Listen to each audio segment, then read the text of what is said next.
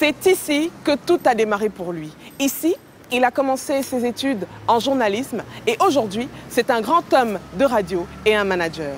Pour en arriver là, il a dû beaucoup se battre. Cyril Bojiko, homme de radio accompli, manager qui monte, père de famille épanoui. Gros plan signé Anissé Simo et Brice Fotso.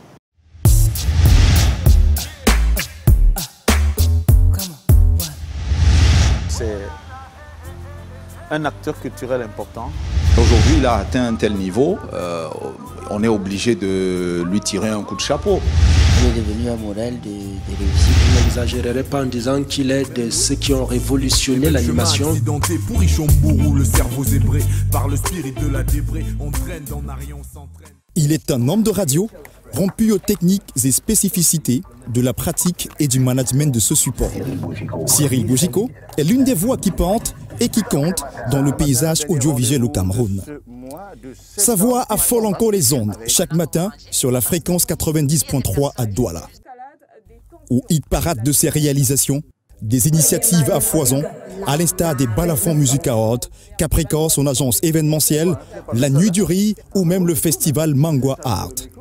À la tête de ce classement et sur la première marche, caracole sans doute Radio Balafon, l'une des stations les plus écoutées du Cameroun et la plus écoutée d'après un récent sondage dans la ville au bord du fleuve. Un rêve de jeunesse, une réussite entrepreneuriale mise en onde.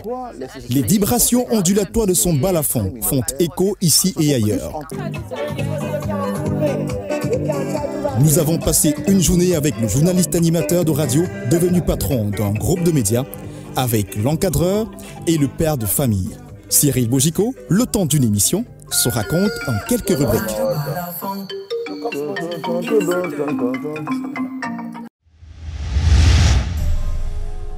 Il était une fois Douantio Bojiko Cyril Bertrand, né le 11 janvier 1976 à Douala, fils de Bojiko André et de Yafou Madeleine. 7 ans après sa naissance, le 7 mars 1983, il fit une rencontre, la rencontre de sa vie. Il y avait un réparateur de radio dans mon quartier qu'on appelait Samson, oui. J'allais constamment lui dire, mais écoute, moi je vais écouter ce que je dis toujours dans mon école à la radio. Et bon, il savait que j'étais un enfant, il me dit, oh, mais tu veux écouter, il met le micro, je dis quelque chose, il enregistre et puis il dit, bon, alors voilà ce que tu as dit. Et moi, ça me plaisait. Chaque fois qu'on achetait des pots radio à la maison, je les dépiéçais. Et quand on se fâchait, j'allais chez le réparateur ramasser les vieilles pièces carcasses, je venais, je mettais à la maison, les carcasses de radio. Et puis mon père a dit à ma mère, ma mère a dit à mon père, je pense que ce gars sera un bon journaliste. Mon père dit non, il sera plutôt un bon technicien parce que tu vois, il dépièce tout ce qu'on achète ici à la maison.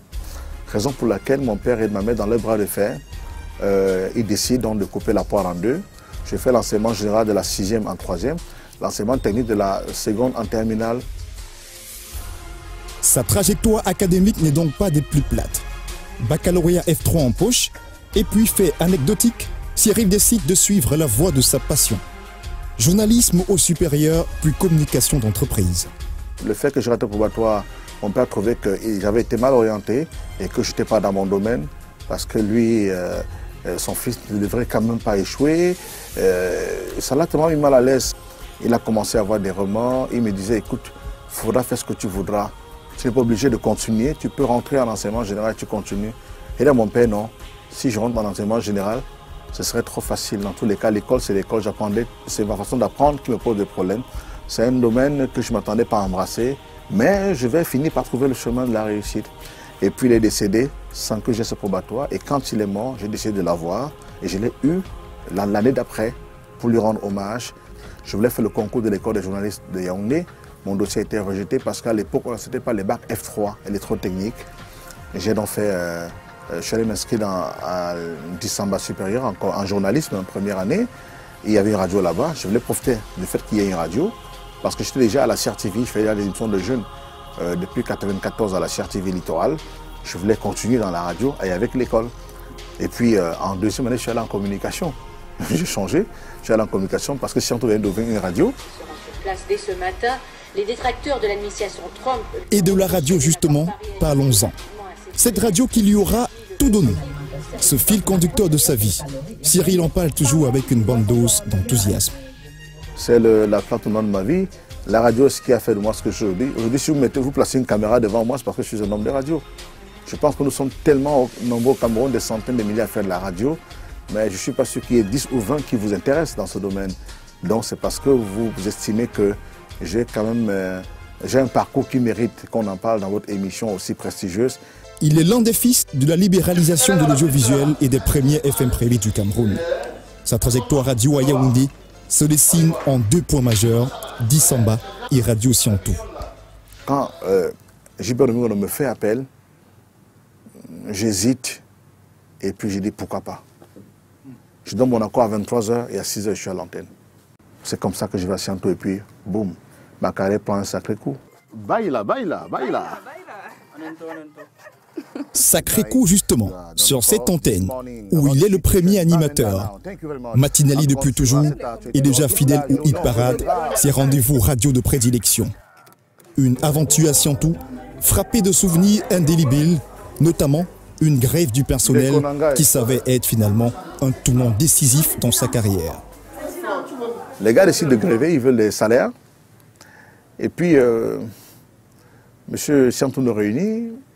Il dit, présentez-moi vos diplômes de journalisme ou de communication, je vous recrute. Personne. Maintenant, ceux qui sont mes étudiants, mettez-vous d'un côté, nous sommes 3. Abel Loyondieu, Boubangomna et Cyril Bogico. Il dit, bon, ceux qui sont mes étudiants, ils peuvent demander un salaire parce qu'ils ont payé ici, on les a formés. Vous, laissez-moi obtenir la licence ou alors laissez-moi un peu de temps de mettre les choses en place, on devient une vraie entreprise de communication et vous serez payé. Et moi, ça m'a gêné. Je suis rentré à Douala. Je suis allé voir le grand Samuel Gondi Samuel. C'est un homme qui a fait quelque chose dans ma vie que je n'arrive pas à décrire. Je lui dis, moi je veux travailler au PMUC. Moi j'ai un BTS en communication et la radio est en grève et ça semble ne pas aller pour le mieux. Je suis déjà démotivé, je veux une autre aventure. Il me dit, tu te trouves très bien en radio. Je dis, mais sauf que moi je n'ai pas de salaire. Je n'ai rien de bon, je dois vivre maintenant. Ma mère est malade, mon père est décédé. Moi je veux travailler.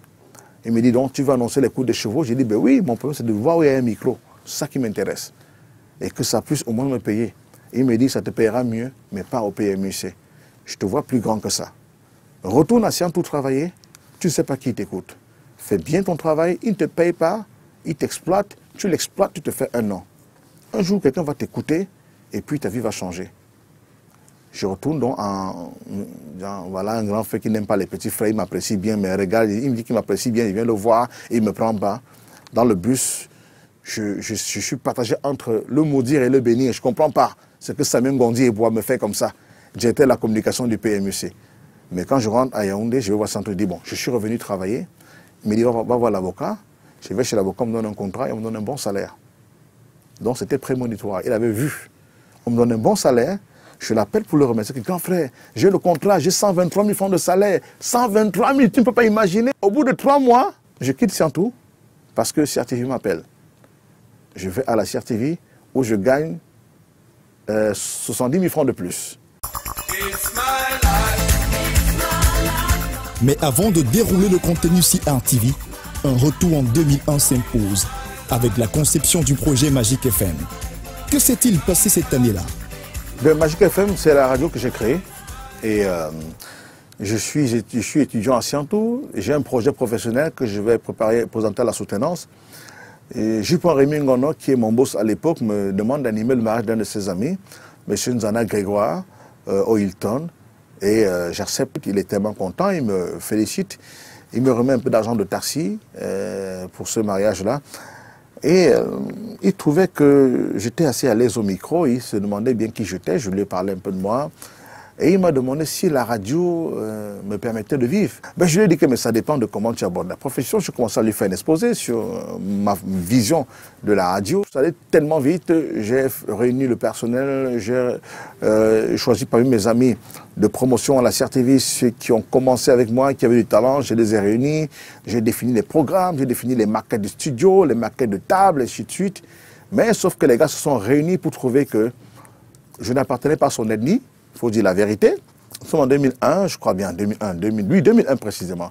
Donc, et on me propose d'être simple animateur et que ce que j'ai fait venir doivent me diriger. Et je leur ai dit, bon, honnêtement, ça ne sert à rien de faire le faux semblant, je ne veux pas rester, je veux partir. J'avais dit au revoir à M. Siantou, Chanteau lui dit, bon, pardon, papa, excuse-moi, je m'étais trompé, l'aventure ne marchera pas avec moi, je vais rentrer travailler. Il m'a dit, rentre chez toi. Sa vie est donc rythmée et cadencée par la radio. Cyril n'improvise rien. Tout au long de ses multiples productions dans le privé, il caresse discrètement le rêve d'intégrer CRTV. J'avais toujours le rêve d'avoir le contrat, d'avoir le matricule à la CRTV 1190, je n'oublierai jamais. 1190, c'était mon rêve, c'était pour moi l'accomplissement d'une carrière. Je ne voyais même pas plus grand, plus loin que ça. Je voyais d'abord entrer à la CRTV. Et quand je suis arrivé à la CRTV, j'ai compris. J'ai fait la radio, j'ai fait la télé, j'étais responsable, donc j'ai tout eu à la CRTV. CRTV m'a tout donné, mais alors tout donné. Et puis, vint ce jour. Léonard Chatelain, Ghislain Ebang, Joséphine Dagnon et Jeannot Elomo. Voilà les 4 personnes à qui je dois mon recrutement à la CRTV. Léonard Chatelain a besoin de moi pour aller à Poil FM où il a été affecté. Il me propose à la direction des ressources humaines. Il m'appelle et il me coach. Ghislain Ebang a besoin de moi pour aller à FM 105 à Douala, mais il ne sait pas que Chatelain m'a déjà mis sur ses tablettes. J'ai choisi de venir à Douala parce que Douala, c'est ma ville natale. Ma mère est ici. Je préfère rester proche de ma famille que d'aller à l'ouest où je suis plus proche de mon village, donc proche de la retraite. J'ai décidé de venir plutôt à Douala. Et en plus, Ebang, par rapport à Chatelain, il est plus fort. C'est quand même le neveu de Mendozé. Donc moi, je choisis là où il y a le pouvoir, là où il y a la puissance. Donc je préfère aller là-bas. Et en plus, à Douala, je dis, Chatelain ayant quitté Douala, je vais récupérer son territoire parce qu'on a presque le même style. Gars, ça va être fort, hein? Parce que derrière, là, après, on met un son, tu vois. Je préfère l'avoir en face qu'à côté de lui. Parce que si je suis à côté de Chatelain, je ne vais jamais briller. Voilà mes petits calculs. Donc Chatelain n'a jamais compris pourquoi je l'avais lâché. Et je dis aujourd'hui pourquoi je lâche Chatelain. Si j'étais là avec Chatelain à Bafoussam, je n'aurais pas brillé. Je n'aurais pas existé parce que j'aurais été l'ombre de Chatelain. Il fallait le tenir à distance. Retour en terre natale, Douala, sur la Souelaba FM 105. Ici, il a encore la charge de réveiller la ville. Et c'est d'ici justement que partiront les ondes en direction de Mbala 2 pour sa première télé. Le Cameroun entier découvre alors le doux visage d'un champion. Je vais à Tam Tam Weekend avec mon artiste Filingué pour faire sa promotion. Et puis il y a un homme qu'on appelle Jeannot Elomo qui trouve que je suis télégénique. Et il m'approche, il me dit, bon voilà, c'est bien, tu dois maintenant être à la CRTV. Je dis, oui, c'est bon. Il y a un recrutement là pour une émission de jeu, j'ai besoin de toi. Tu viendras faire le casting. Donne-moi ton numéro, je donne le numéro. Au bout de 4 mois, il me contacte, il vient faire le casting, mais sauf que j'arrive en retard, il y a le bus qui a crevaison, et puis, je n'arrive pas à trouver le casting, je viens, c'est déjà terminé. Moi, je rentre à Douala, déçu. Bon, c'est fini, ce n'est que partie remise. Il me dit, bon, la prochaine fois, on va t'appeler. Sauf que, curieusement, l'émission est produite par Joséphine Dagnon. Elle regarde toutes les vidéos des autres candidats qui sont encore là, qui sont des icônes de la radio, et elle trouve qu'il n'y a personne qui l'intéresse. C'est là que Jeannot dit que malheureusement, il y avait un là qui pourrait être intéressant, mais sauf qu'il n'a pas réussi à faire le truc. Mais j'ai quelques images de lui. Elle regarde, elle dit non, lui m'intéresse. C'est comme ça qu'elle m'impose à l'émission Champion. Après avoir installé sa notoriété dans cette grande maison, et au moment où la plupart des gens se plaisent à la sécurité du matricule, Cyril Bogico surprend plus d'un. Il démissionne de CRTV en 2008. Oui, je démissionne pour mieux servir la CRTV. Je me rends compte qu'il y a une pauvreté au niveau de la qualité des contenus.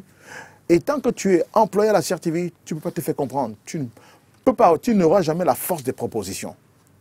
Je le remarque étant à la CRTV parce que je fais des propositions, mais qui ne sont jamais prises en compte. Et mon chef, mon parrain Ebang, perd ses fonctions, vient Valérie Diko Soumarou, qui me dit, je vois bien ton engouement pour cette maison, mais je te donne un conseil. Je doute fort que tu puisses réussir à faire la radio de tes rêves étant dans cette maison. Louise Pomme arrive, elle essaie de m'encadrer autant qu'elle peut. Sous elle, je démissionne. Elle a toute la volonté du monde, mais elle-même, Louise Pomme. En fait, je pars parce que c'est Louise Pomme qui me fait partir. Pas qu'elle me dise de partir. Cette femme arrive avec toute la bravoure, avec toute la niaque, tout le professionnalisme de Louise Pomme. Je suis tellement heureux d'être dirigé par une femme qui a autant de charisme. Mais on l'a brisée en 7 mois. Brisée, c'est-à-dire, j'ai vu comment elle s'est affaiblie. Tout l'élan qu'elle avait au départ, tout cet engouement, tout son enthousiasme, elle est parti dans l'eau. Et j'ai dit, je ne peux pas rester. J'ai plus la force du tout, d'y croire et d'espérer.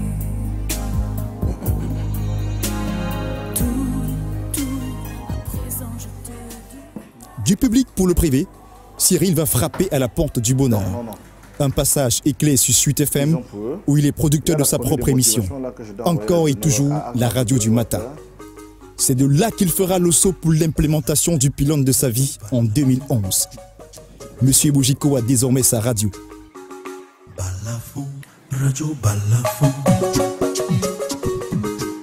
Radio Balafon.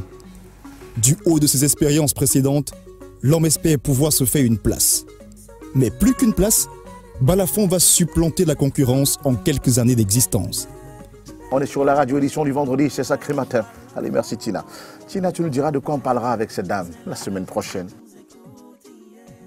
Le succès vibrant et retentissant de son Balafon va faire naître des polémiques assourdissantes au sujet du financement de son projet. À l'évocation du sujet, Cyril Bojiko tient une fois pour toutes à être clair et transparent. Quand vous regardez le dossier de création de Radio Balafon, que je mets devant vous, messieurs, il n'y a aucun actionnaire, je suis l'unique propriétaire. Dountio Bojiko Cyril Bertrand. Vous avez là le scoop que personne n'a. Je ne peux pas vous dire exactement avec combien je l'ai lancé, mais j'achetais un câble, j'achetais un micro, j'achetais une console. Mon bailleur même m'a beaucoup aidé. Il m'a permis de faire 6 mois dans ce bâtiment avant de payer plus tard parce qu'il a compris que c'est un entrepreneur, il savait ce que c'est.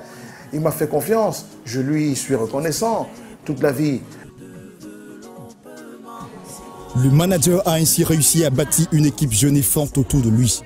Des collaborateurs qui font au quotidien de ce projet une aventure humaine unique. C'est un monsieur courageux parce qu'il a quand même démissionné de la chaîne de télévision nationale pour se lancer dans un projet où il était le seul à y croire. Comme manager, il a mis sur pied un autre style de management qui consiste à rapprocher les employés de l'employeur. Au départ, on s'est dit il est trop strict, il en demande trop, mais avec du temps, quand on le suit dans sa vision, on comprend effectivement pourquoi. C'est un très bon manager qui sait aller détecter les talents et mettre chacun à sa place. Sur les chemins parfois parsemés d'embûches et de zones d'ombre, l'homme de radio donne son avis sur la pratique, une note d'écoute, un coup de fouet. Yes. J'accuse. Quand j'écoute certaines radios, surtout là-bas, je vois Yaoundé. Oh mon Dieu. Je dis, ouais, Saint-Lazare à Mogo, réveille-toi, viens écouter la radio que tu as laissée. Hein? Hippolyte Kenge, voilà les jeunes que tu as formés. Pascal Pierre, c'est quoi? Voilà le pays que vous avez laissé, Nadi Patricia Mengue. Voilà la radio que vous avez laissée pour aller rester en Europe. Les grands frères qui ont démissionné pour aller s'installer en Europe. Peut-être parce qu'il n'y avait pas de bonnes conditions, mais nous on est restés, on a fait de la résistance. Hein? Aujourd'hui, on s'en sort. Ce n'est que dans la persévérance qu'on s'en sort. Bon, on a un petit talent, on brille un peu, on va en bain. On va être animateur chez les Blancs. Parce que les Blancs ont manqué d'animateurs chez eux. Tu vas aller parler le français plus que les Français là-bas chez eux. Bon, en tout cas, chacun a ses choix dans la vie. Après, ils vont là-bas, avant de dire que non, ils ne font plus de la radio. Ah, j'ai fait de la production, on ne voit même pas cette production-là. Voilà, certains qui cherchent les productions des Camerounais qui sont dedans, on les voit même là. Pour la première fois, Bodou de son petit nom a ouvert les portes de ses studios privés à une équipe de télévision. Du manager au père de famille, son épouse rencontrée ce jour-là est bien consciente de la place de la radio dans leur vie. Une co-épouse d'un autre genre. Bon, tu vas me saluer, d'accord? Salut, bonjour. Bonjour. Bonjour, ça va? Alors, sers-nous d'abord à manger avant toute chose. J'ai épousé son métier, j'ai épousé l'homme qu'il est. J'ai aussi épousé tout ce qui va avec. Aujourd'hui, vous avez vu, on a pu entrer dans notre maison. Nous sommes stables et je le remercie beaucoup pour ça. J'essaie d'être proche de mes enfants autant que je peux. Concilier ma vie privée et ma vie publique, c'est pas si compliqué que ça. Encore que j'ai la chance d'avoir une femme qui comprend un peu les enjeux de mon métier, de ma carrière. Avec le temps, je me suis adaptée. Parce qu'il y a des jours quand on part en boîte, oh, on a vu Cyril Bojiko, madame, est-ce qu'on peut faire des photos et tout et tout. On voyait souvent des filles, le drag là, mais bon, ça fait partie du métier, donc on accepte ça. J'ai la chance d'avoir une femme qui comprend un peu comment ça fonctionne ce monde-là. Rapidement, elle s'est mise à l'école de la réalité et elle en a maîtrisé les contours. Je te parle, tu me parles, on se comprend des mi-mots.